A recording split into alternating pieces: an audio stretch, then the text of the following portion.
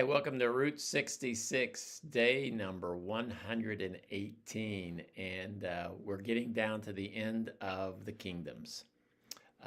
You recall just the brief overview. God blessed the nation of Israel.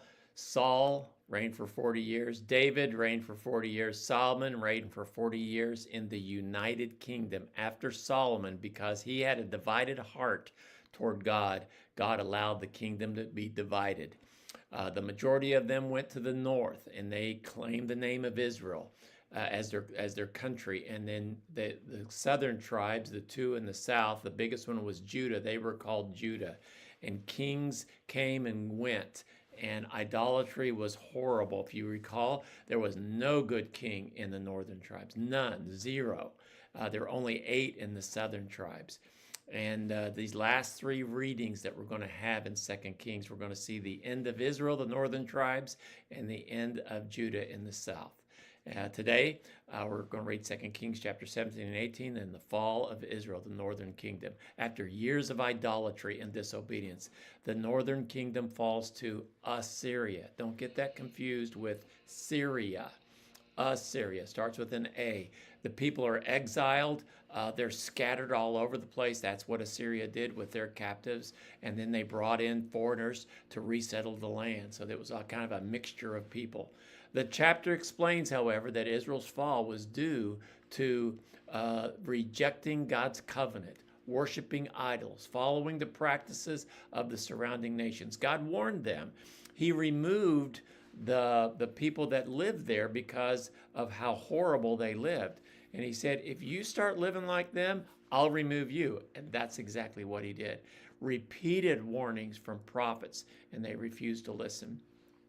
Chapter 18, in Judah, Hezekiah becomes the king, and he starts making reforms. He is one of the godliest kings of any of them. He removes the idols. He destroys a bronze serpent that was made by Moses because people were worshiping it.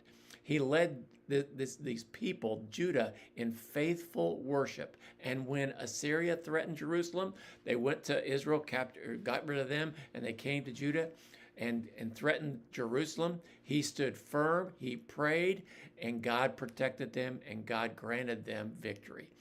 God begins to work on behalf of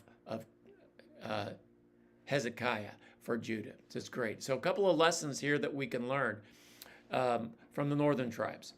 Ignoring God's word leads to destruction. God is patient. God is merciful. God is long-suffering.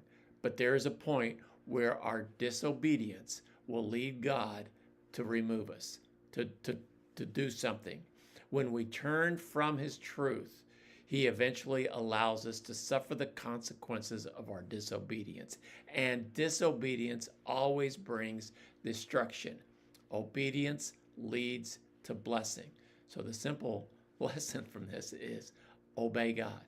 Now, with Hezekiah, one faithful person can turn a nation back to God. One person. And Hezekiah didn't follow the evil rulers in the north. He didn't follow the previous kings even in the south. His courage to follow God and do what God wanted made a big difference. Your obedience matters. Even when others are compromising and others are doing the wrong thing and not following God, you follow God and watch how it will begin to change the surrounding area around you, the people, and it may even blossom out, and you may change a nation.